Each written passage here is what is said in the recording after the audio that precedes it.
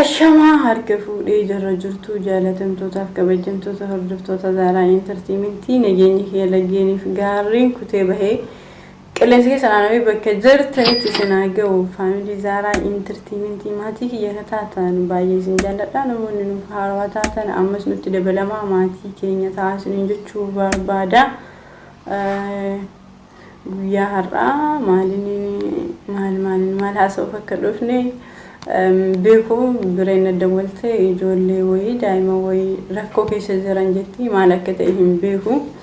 مي سنتا بيك شفتو ركون دايما نس دايما اسمع لكتاتم بيكو الو برين وي زارا اكل نجا كده جرى سبي دايما سمال تعتمي زارا انترتينمنت تلت فيديو روا جرى امتي يعني وانت ام بيكو duraan dursa daawwattoota kee akkam nagaa fayyaa jirtu daawwattoota Zara Entertainment bagaa viidiyoo biraatiin walitti deebi'ee jira. Daa'imman haatis abbaan isaaniis irraa du'anii jiru. Ijoollee san gargaaruu qabna maaliif daa'ima isaan ganaa namni tokkollee namni isaan bira dhaabbatu injiru jedha barreeffama irratti akkan argetti jechuudha si galee akkasumas Mubaarak Musammaa maal jedhe seeti amman arge barreeffama isaa ijoollee tana mana haadha kiyyaatitti nan guddisaa jedhe namni tokko iddoo isaanitti oolanii bulan egaa arge nummooyyuu waan dandeenyeen dolara 5 ta'u lamaanis walitti qabne ijoollee kana jiru isaanii jijjiiruu qabna haga yeroo gabaabafi ijoolleen kun daa'ima ganaa nama lafa ol guddatu nama biyya fayyadu ta'uu danda'a nama saba fayyadu ta'uu danda'a hani nalatti nama waan ta'aniif bicha ilmaan oromoo waan ta'aniif bicha bira dhaabbachuun keenya dirqama ijoollee tana haa gargaaru namni isaanitti dhiyoo jiraatan iddoo isaanii mana isaanii sirriitti beekan iddoo amma jiran wal nu quunnamsiisan hin gargaarra hin fudhannallee Mubaarakillee biraan dhaabbadha jedhee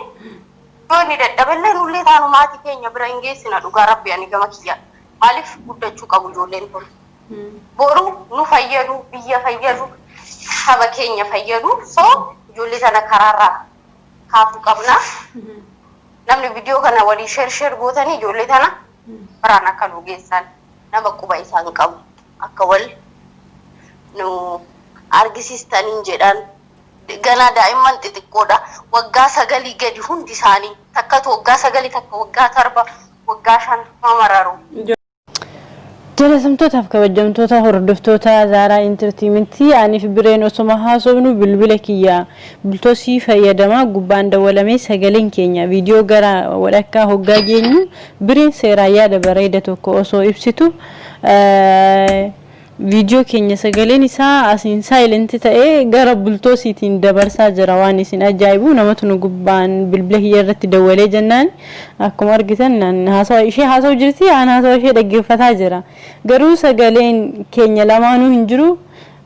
sagalichi gara min darbu jira gara bultoosii keessatti bultoositu bilbila irra ture waan ta'eef bultoosiin bakka biraa jira yeroo ani video kana waraabu ijoollee messengeran zimmi jettanii to nama dawwaltan dalagaa nama jala balleessitan hayya gabaabumatti biree nama jidduu kana keessatti bakka ishee dhageeffadhaarutti wantoonni ishee haasa'u turte wantoota daa'imman sanii irra daa'imman san nutis namoonni isin bira jirtu akka gargaaru nutis ni gargaara ummanni Oromoo hordoftoonni fuula miidiyaa gama peejii kiyyaa fi Facebook kiyyaa akkasuma YouTube kiyyaa gargaaraanii kallattii ittiin gargaaramtu fuula Facebook Abdul Hakim irraa share godhi ijoollee kana jedheenatti ergaanis share godhee fi akkuma argitan kun asirratti jechuudha kanaaf daa'imman kana akka gargaartan nutis ni gargaara isinis gargaara baay'ee nama rifachiisanii haadha abbaa dhabuu daa'imman xixiqqaa kana hedduu waan nama rifachiisuudha vidichi akkuma argitan bireen waan isa kanarraa waa baay'ee haasa'u turteeyyuu haa ta'u malee sagaleen hin dhageessisu bilbila gubbaa waan dawwalamee fi irra deebi'ee akka sagaleen kun jidduu kana sababa bilbilaatiif sagaleen kiyya dhagahamuu didee isinii beeksisuuf haasawaa jira.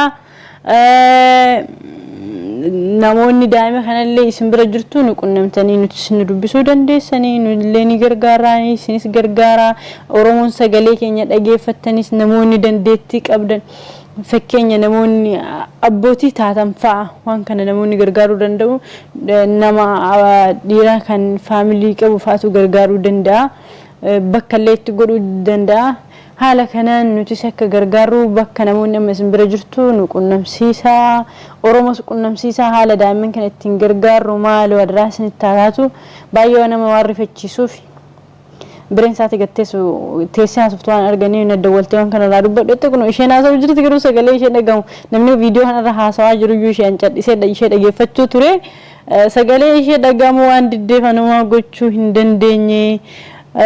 onni keessa namaaf rifuu haa qabaattu daa'imman kanaaf rifadhaa isiniin jedhaa waan dhageeffattaniif galatooma bakka jirtanitti rabbi isinaa tiksu ijoollee Oromoo guutuu keessanii turtiin keessan nu wajjin haa ta'u waan jiru wal hordofnaa yeroo gaarii qabaa.